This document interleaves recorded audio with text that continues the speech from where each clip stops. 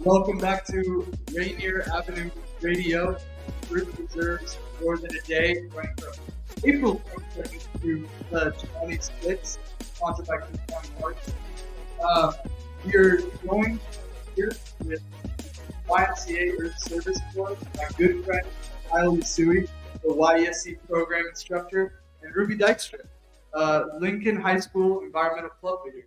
I'm not going to do too much introduction. I want Kyle to take it away with what the YESC is all about.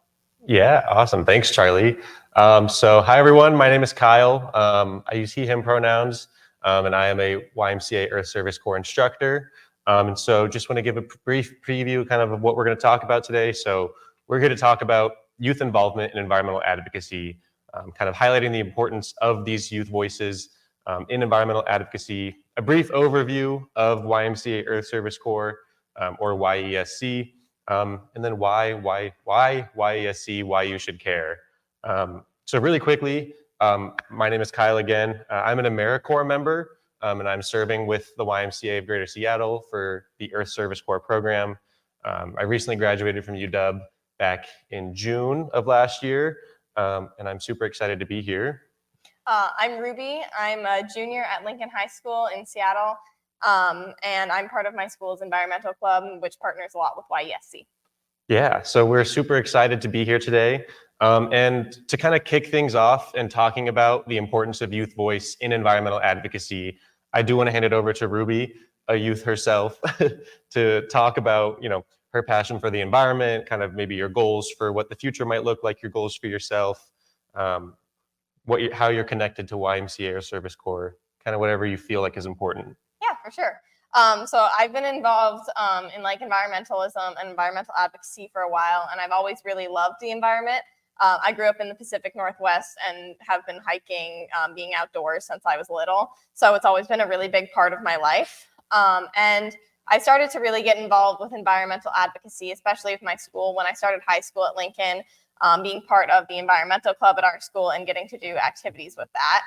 And it's also really spurred my love for this topic, and it's something I want to do in the future as a job. I'd like to do work in this and try to help the environment and do what we can to save what we have. And it's connected a lot with YESC because my school partners with YESC to do a lot of activities that we do through our club, and then also do go to events that YESC holds. So I've been to the environmental symposium that YESC holds every March, 2 years now, and I went to the Environmental Leaders Summit in December of last year. And both of these events have been a really big deal to me.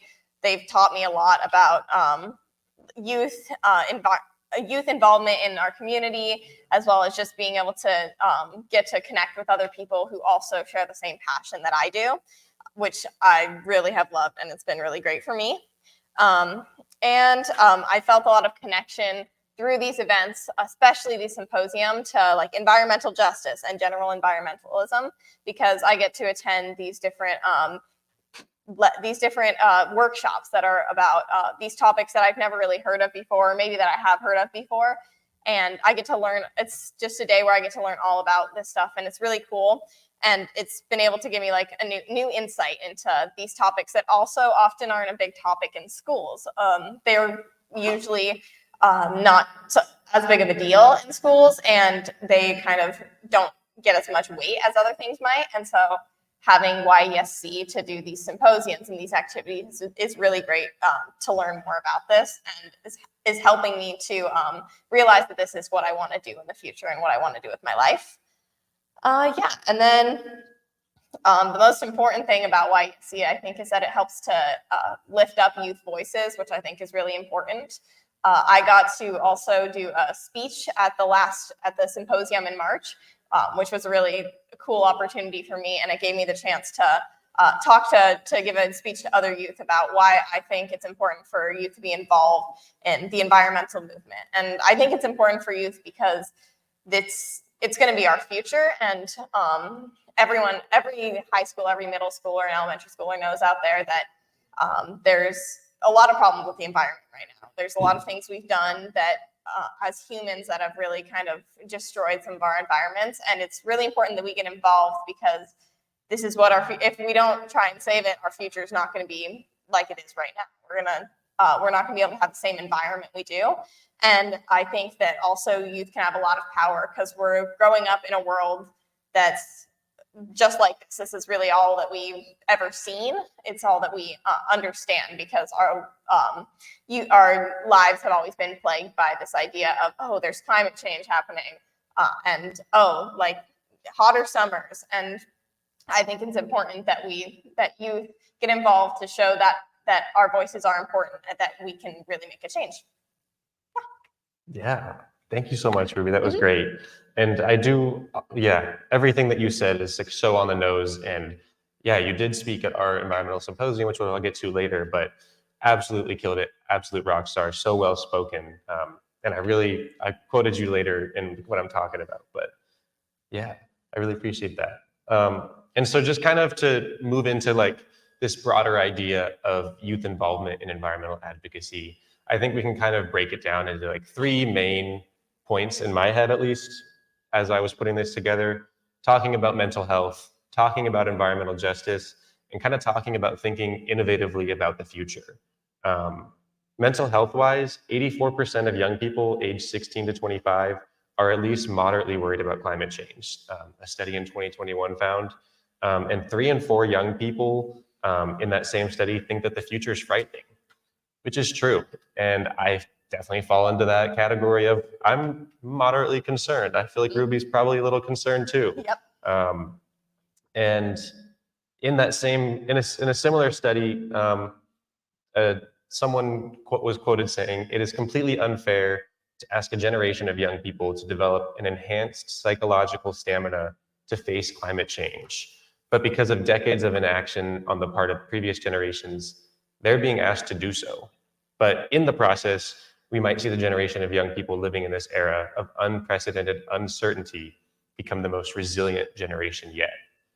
And so it's this interesting kind of balance of we've grown up in this super unprecedented time with all this weight of the future on our shoulders, but we've also continued to push through and we've continued to fight, which I think is really indicative of the power of this generation and the power of these youth. But just mental health wise, and like kind of keeping that context in mind, it's so important to keep young people involved in this, to listen to young people, because this is our future, like Ruby said, and it matters to us. And so we should be allowed to have a voice in this, have a bigger say in what's going on, have a bigger say in what the future is going to look like. And kind of jumping off of that, connecting to environmental justice, kind of like what Ruby said, that this is all we've ever known. Young people understand the interconnectedness of all struggles for justice. We are a generation of people that have grown up having to fight for justice, whether that be for Black lives, whether that be for gun control. We have grown up on the internet and we have continued to see the failures of our current system. And I think more importantly, we've continued to see how the struggle for liberation and justice for one is the struggle for all.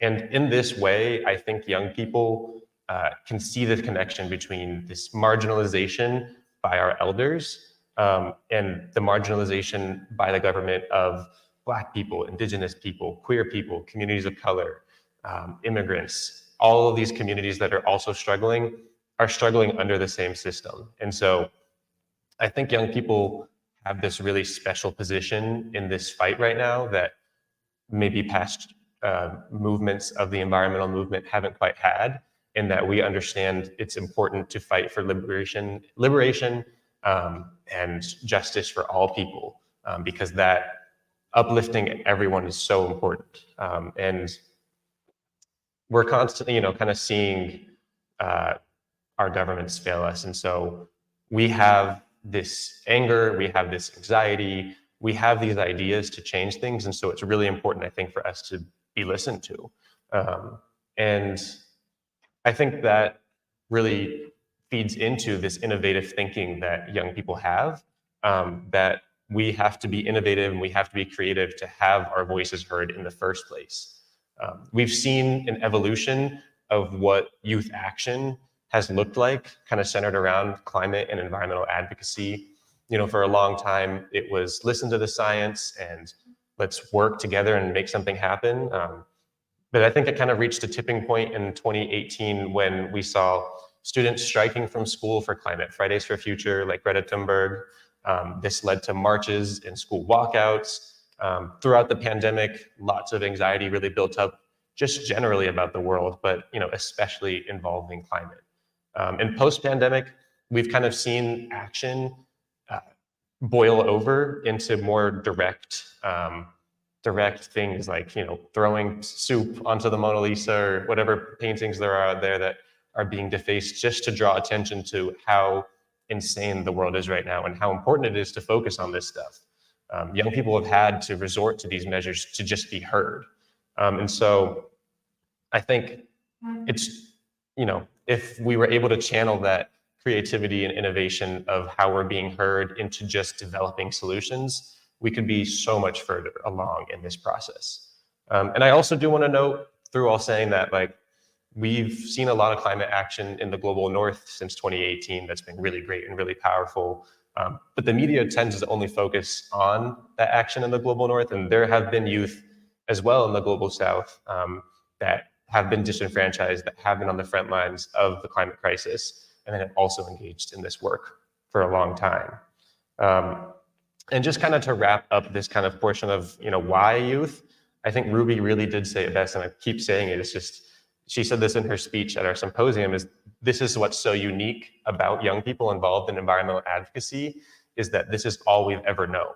We have no choice but to think innovatively about how we're being listened to or what the solutions to these problems are. We have no choice but to consider the connections to all other struggles for justice.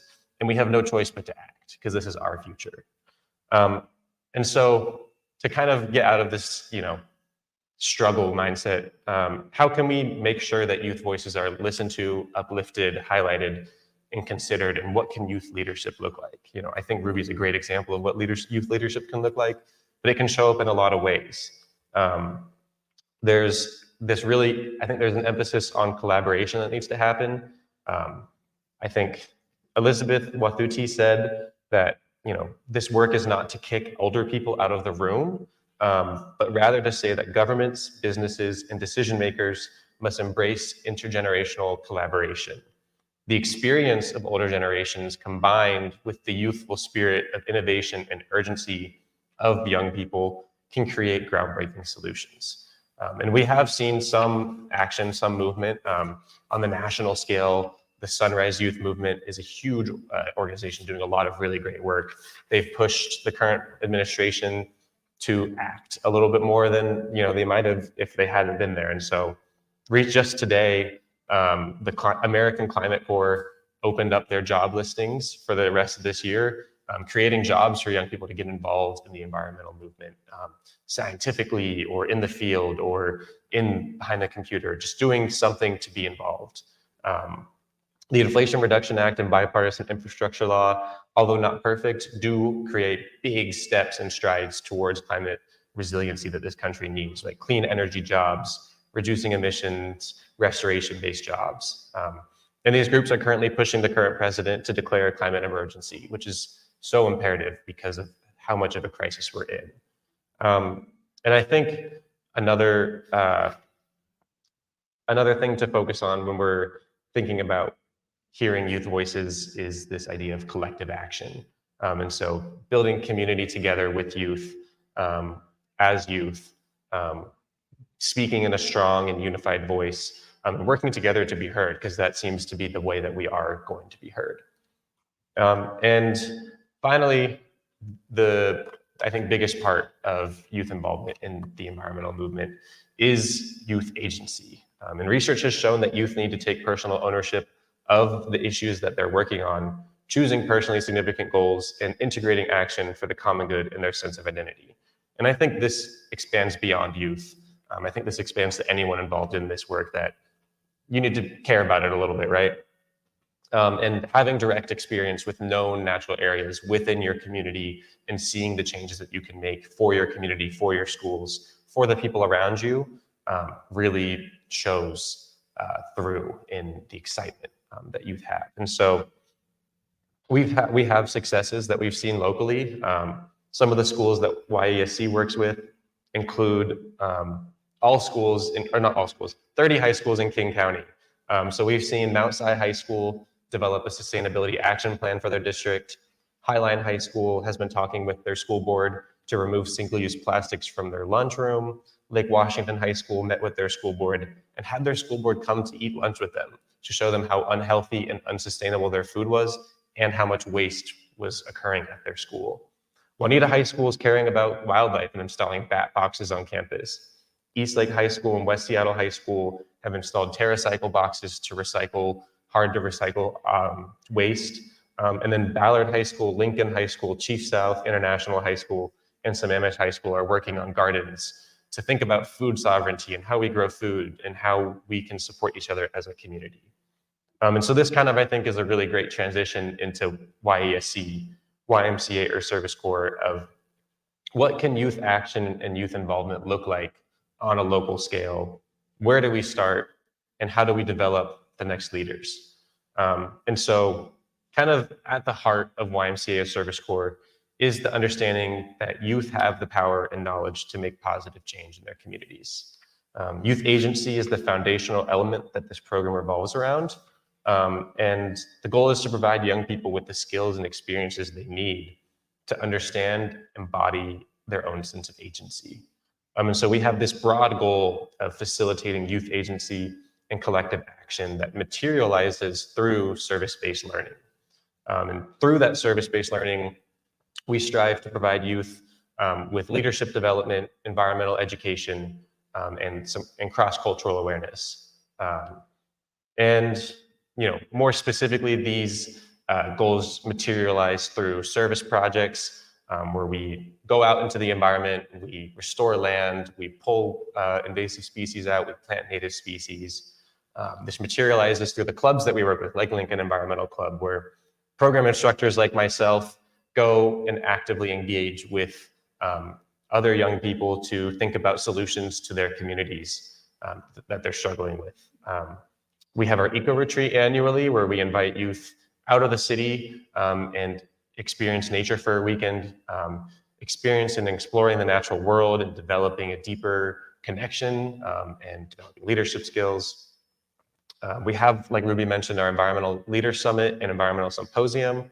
At our summit, we discuss topics with environmental professionals and nonprofits and talk about ways that we can reduce personal impacts, take things back to our communities, practice public speaking. And then we also have our symposium where we have some of those same organizations come back and teach hands-on ways that people can get involved with the environment. And finally, we financially support clubs through our mini grant. And so just kind of to wrap this all up, through this program, I think we have seen what youth leadership centered around the environment can be, and we've seen that it works. This program, YMCA Earth Service Corps, was started in 1989 in Seattle.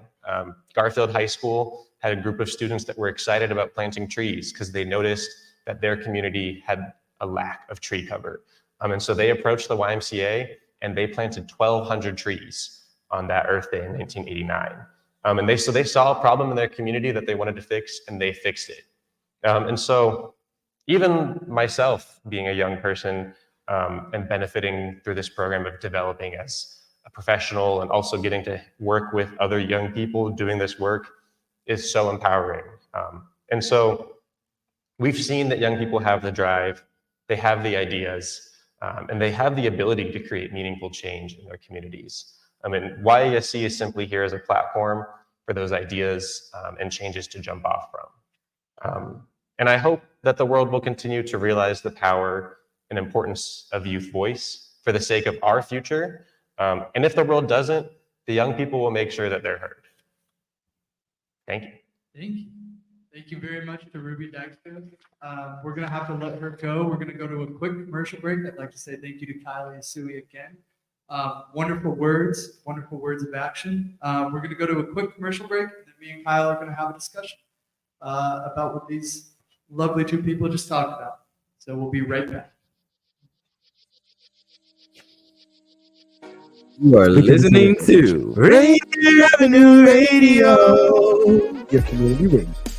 Support for Rainier Avenue Radio comes from Cascade PBS, presenting season 2 of Out and Back with Allison Mariella Desir. Join Allison as she explores the Pacific Northwest with changemakers who are reclaiming space in the outdoors and creating opportunities for local BIPOC communities to engage with nature and find joy and healing. It's available now on Cascade PBS app and airing on KCTS 9 Thursdays at 8:50 p.m. What's going on, world? It's your boy OG Mambo and your guy D Money. Join us along with Pint Size Patron and ID Yourself here on Fresh Juice at Rainier Avenue Radio every Wednesday hump day from 9 to 11 Pacific. Get exclusive interviews from your favorite artists, all the hottest music, and updates on what we got going on in the world. That's every Wednesday, 9 to 11 p.m. on Seattle's Rainier Avenue Radio. Hello, I'm Tony Young, and every week I will be your guide to the music of the Fab Four with my show With the Beatles. John Lennon, Paul McCartney, George Harrison, and Ringo Starr, those four lads from Liverpool. First airings are Tuesday night from 7 to 9 p.m. with repeats on Thursdays and Saturdays from 8 to 10 a.m. right here on Rainier Avenue Radio. Tune in to catch Beatlemania. We must all remain committed to slow the spread of coronavirus, taking care of ourselves and not putting others in harm's way, especially those already at high risk of getting seriously ill, including people over 65 or those with underlying medical conditions. If you must be out, avoid crowded areas, stay 6 feet or 2 arm lengths away from others, and wear a face covering. Wash hands frequently with soap and water for 20 seconds, especially after being in public spaces.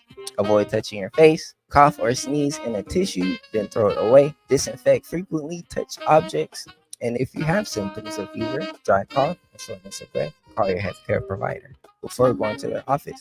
Slowing coronavirus means taking care of ourselves while also protecting others. Even if you're not at high risk, these steps should be taken to help slow the spread of coronavirus. We are all in this together.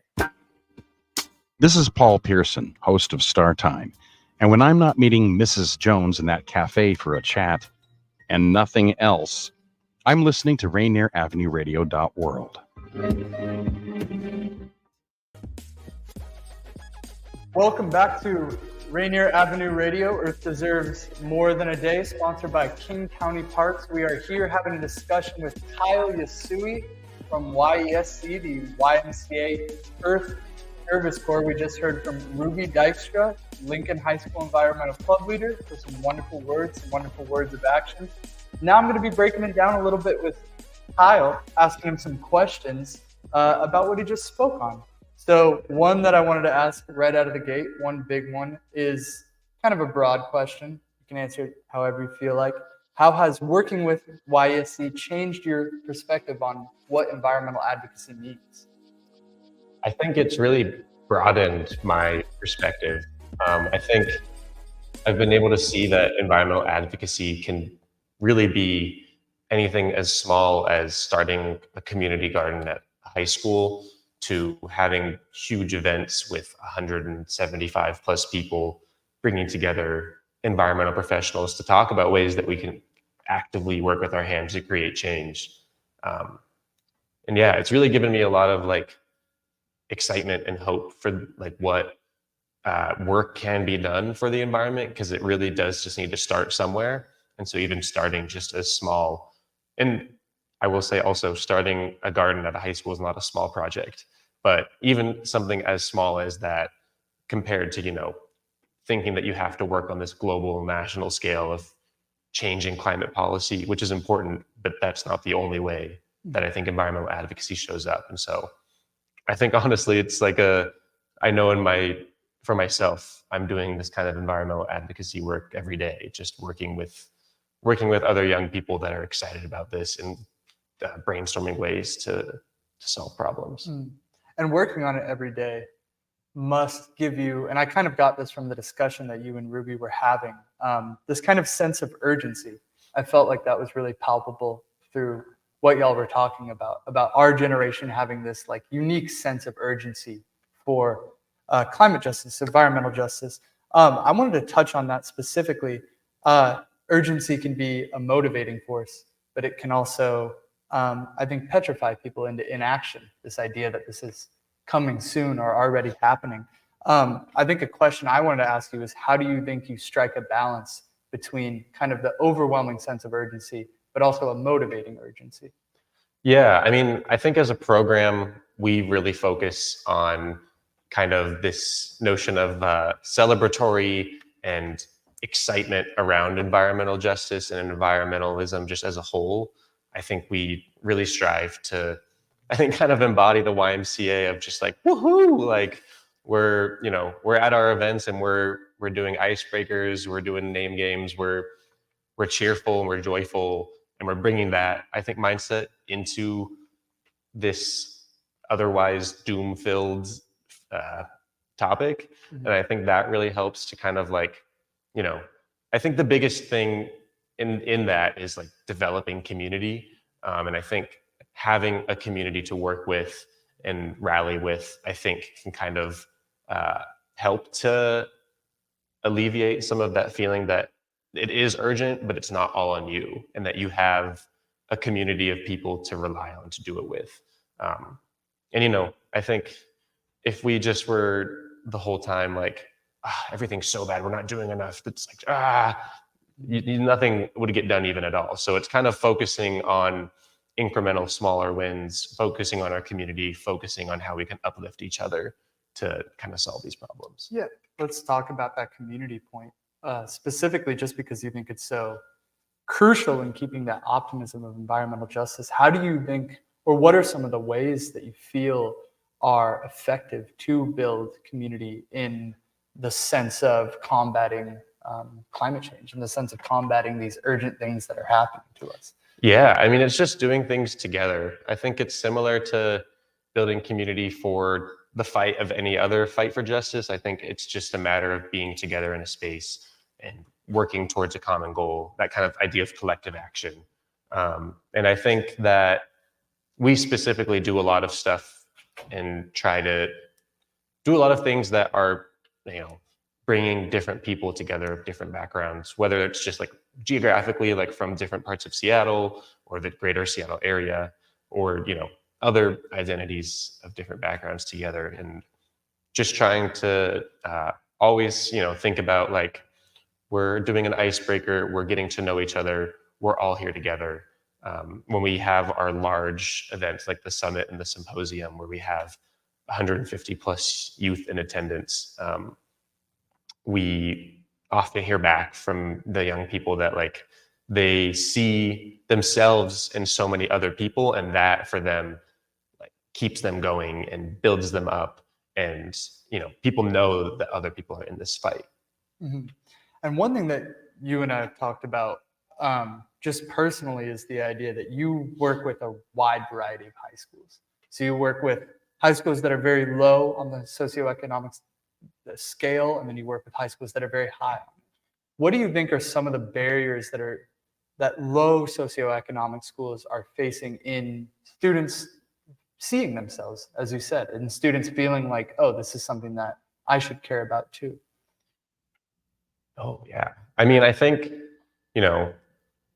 financially, things cost money. And so that's definitely a barrier. But I think more it's, in my experience, like it's having to be, my role is one where I'm in some schools having to very much more be like, no, you can do this. We can do this. Like, let's figure this out. And I think kind of instill that, like, yes, you can. Motivation. Yeah, that motivation into students. Whereas I feel like at some other schools, they already know that they can, and they feel that they can kind of go and do that on their own. And I have kind of seen that show up in like a socioeconomic related way in the context of socioeconomic status, where I've worked with some schools that maybe are a little bit on that higher end, and they know that they can do these things and feel that they can do these things. Whereas maybe some schools that are maybe on the lower end, like kind of have a harder time feeling like they can, and kind of my role in those schools is a bit more of like, yeah, let's like dream big, dream bigger, like let's figure out how to do that. Not to say that they don't have like big ideas, they just feel like they have less ability to do them. Yeah, you don't see yourself in that as much. And that's something that I wanted to touch on. And it's good that you brought it up. I think the idea of some students knowing that they already can do this type of work, I'm wondering why you feel like they know that they already can. What is laid out for them in their lives and their upbringing that makes them feel like, oh, I can jump into this environmental work? I think it's a question of, you know, economic status, race, but what do you feel about it? I mean, yeah, it definitely feels like a much bigger question around like how we're raising and teaching kids in schools, where depending on where they're at and the resources that they're allocated and the ways that teachers are able to show up in schools that maybe are more abundant of resources. Maybe those teachers are able to show up more for their students in motivating them and like, I don't know, instilling more of that, versus maybe some other schools where teachers are overworked and underfunded, that they're not able to be there as much. But I don't, you know, it's very nuanced because teachers everywhere are really like, all of the teachers that I work with are like super behind their students and encouraging and excited about all this.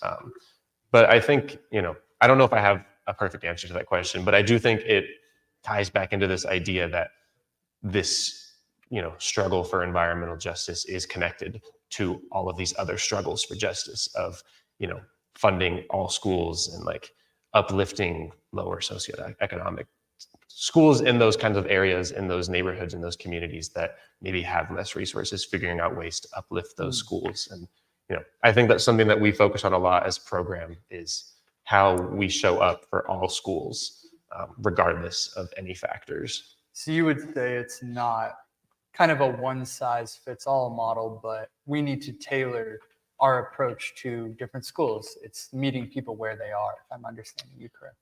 Yeah, I mean, every school is just so different. Like I have 5 schools that I work directly with, and over the course of this term, I've interacted with like probably 10 pretty directly, and each one is just different in the culture of the school and the resources that the school has, and, you know, the number of students that are excited or involved in it.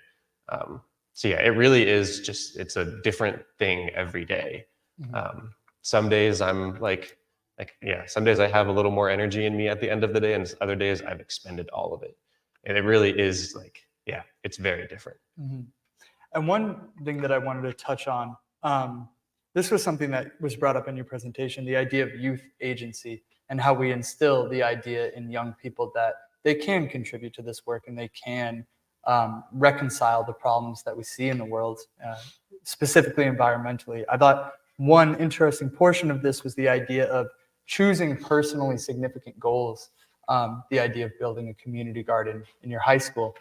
I wonder if you feel that there is any unintended consequences of tying yourself personally to the work, and if you feel like you've tied yourself personally to the work, and how that can be dangerous or beneficial, any way you want to take it. Yeah, I mean, I can see there being some level of like guilt associated if you tie too much to it, but I think having that personal connection to it makes it so much more, I don't know, fulfilling. Like I chose to serve as an AmeriCorps member and chose to serve in Seattle because I wanted to give back to this community that I've already gotten so much out of as a student here. And so for me personally, getting to really invest and pour myself into these schools and into these youth that I'm working with, I think really has kept me going, knowing that I'm making a difference and an impact, like tangibly. I think tying myself to that personally, you know, I think within reason, has been beneficial. I also I think this brings up a question of mental health as well, and something that we touched on earlier when you were saying community can help you breed that optimism of we can do this together. I'm wondering if there's any other advice you would have as being someone who has personally tied yourself to the work and being someone who I know has been about this work for a while, if you have any advice for combating this kind of like omnipresent sense of pessimism that I think we all feel, and I think our generation specifically feels. If you have any advice for kind of, in layman's terms, keeping yourself going, like keeping yourself committed to the work. Yeah, I mean, I think it really is kind of that figuring out how to, for yourself, channel that anxiety and frustration into action, which is, I think, different for every person. I think it's a lot easier to do it when you're around other people that have the same drive or the same anxiety and the same frustration with the world. I think, when you can commiserate with people and build each other up, I think that kind of, that collaboration, that community is really what pushes me forward. And I think what can push a lot of people forward is just, knowing that you're not alone and that other people feel it too, I think is a big thing. I think, throughout the pandemic, when I was really getting into the nitty gritty I majored in environmental science, and the nitty gritty of all of that in the pandemic, when I wasn't seeing people, really took a toll on my mental health. And I think a lot of people can say the same. And so I think coming out of that and realizing how important other people are is key. So I think, community and just figuring out what makes you tick and what thing really gets you excited. Like I was explaining the different types of projects, like Juanita High School is really excited about the bats on campus, and they put together a bat box. And that's great. That's awesome. Like they were super excited about wildlife, and they poured themselves into that. West Seattle High School, really concerned about the waste management at their school. And so they have poured their hearts into figuring out solutions at their school for that specific problem. And so it's kind of tied back to that agency of picking things that you're really passionate about. Pouring yourself into it and establishing some personal tie to it that makes you feel fulfilled, if I'm understanding you correctly. Yeah. I wanted to move on to something that you just brought up, which is the fact that you majored in environmental science. I think it's interesting to go from a very structured classroom-like understanding of environmental justice to the work. And I was wondering what you think the difference is in terms of your understanding of environmental justice between when you were in school for 4 years and when you're actually boots on the ground doing the work. Well, I think the biggest difference is that they are different. They are completely different in a sense, where I feel like they are different in the way that they're not talked about together.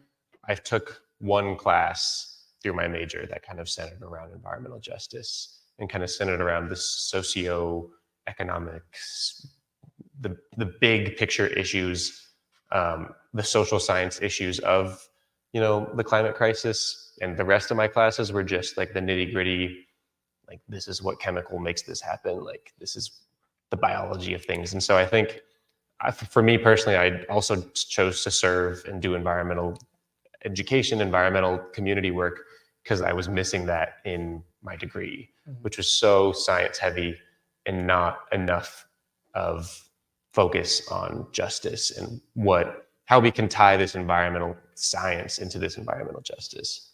And with that, a two-pronged question. Do you feel like, first of all, do you feel that the nitty-gritty and the science-focused of that major is perhaps a barrier for other people getting involved in the work? And if so, what would you change about your major to make it feel more tangible, to make it materialize more while you're learning? Yeah, I think there's kind of two answers. I think yes, like it is a barrier, that science-ness of it, but I also think that there's plenty of other education that you can go and do that isn't centered around science. Like there's the difference between environmental science and like an environmental studies degree, which kind of are similar but different in that the studies kind of focuses on the policy, maybe more on the advocacy, on the people side of things. And I think that it's a barrier, but I think people can find their own ways into environmentalism. One of my co-instructors was a design major in college, and she's now working in this environmental education field because she has this passion for it. And so I think there are ways to get involved, and I think you don't have to have an understanding of the science. You like really do learn a lot of it along the way. And so I think more than anything, having a passion for it can get you where you need to go. And not to plug it again, but like the American Climate Corps was just like dropped today. And there are jobs out there for young people that maybe have a ton of experience with the environment or no experience with the environment to get involved in this movement and get involved in this work. And so there are ways to do it where you don't have to necessarily know anything and you learn it as you go. But just having that passion is kind of, I think, the biggest. Yeah, having that piece. passion is kind of the central point that ties everybody that does that work together, if I would assume. I wanted to talk about just the idea of what schools look like without the presence of YESC. If YESC were to never exist, what would you hope that schools would do to fill that gap that you think that your organization provides? Yeah, you know, I think that we go in there and provide like a little bit of extra support. Like I said, we're a jumping off point. You know, I think if I was in high school and had an extra advisor whose full-time job was to support me, I think I would have gotten a lot more done as in my high school club than I did, than just having my overworked teacher advisor.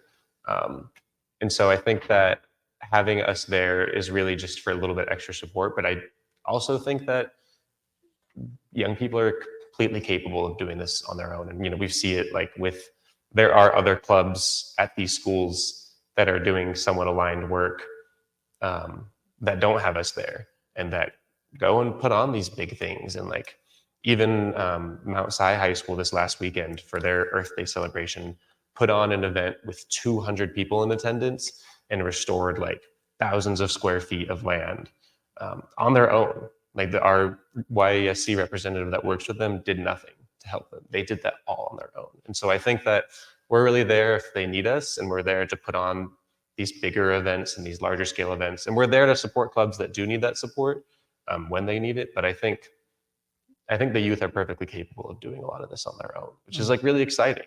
You know, it's really cool that I get to be there and experience a lot of it with them and help them out through it, and like call Home Depot for them if they need it, or go pick things up for them if they need it. Yeah. But they really, like, if they had to and they were really excited about it, which they are, can fully do it without us.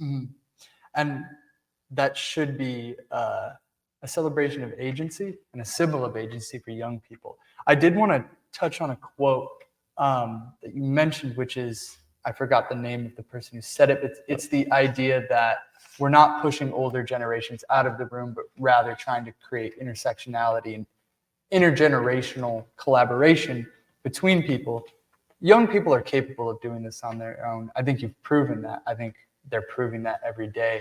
But if there was to be, if you had to suggest advice for older generations to make it easier for these young people to do this type of work, what would you give? Yeah, first that was Elizabeth Wathuti. I want to give her credits. Thank you. I don't know. Kind of want old people to shut up. Not completely. I think older generations have a lot to offer in that, like, institutional knowledge and an understanding of the world that that young people may not have a complete understanding of. But I think, you know, there are a lot of roadblocks right now that are caused by older generations. Not saying, you know, it's not a blanket statement of all old people, but certain traditions that have been established. Yeah, Ruby, I'm going to keep quoting her because she's just a rock star. But in her speech at the symposium, she mentioned that there are a lot of people right now in the world that are either too tied to their traditions or ways of being and knowing that they can't like break from that, or that they simply don't want to because it's comfortable.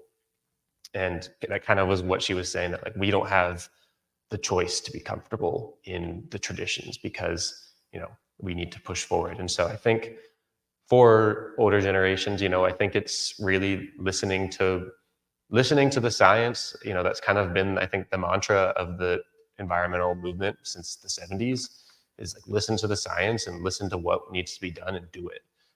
And young people have listened to the science, and young people want to move forward. And so I think listening for our older generations, our elders, it's working together. We can work together and figure out these innovative solutions and ideas, and young people can dream big and figure out ways to do it. And I think it would be awesome if our older generations were more willing to come along the ride. I think the idea that we don't have a choice of comfortability is a really great thing to end on. This being the final question. If we don't have the choice to be comfortable, are you optimistic that young people can thrive in that uncomfortability, and why do you think so? I think that it's just kind of, I mean, again, like, it's all we've really known, and like, we don't really have a choice to hang out and sit back.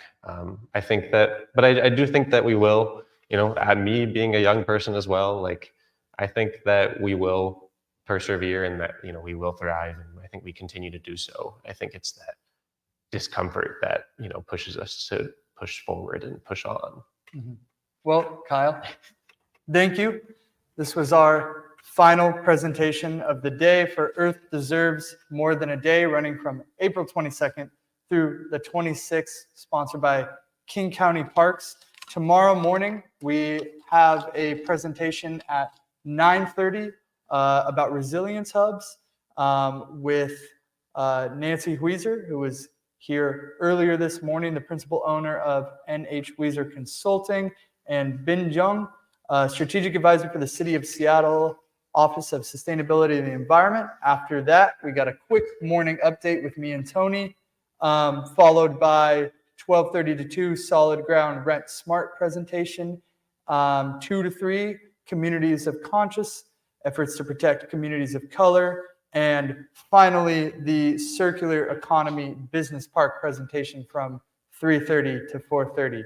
We will see you all there and appreciate you listening.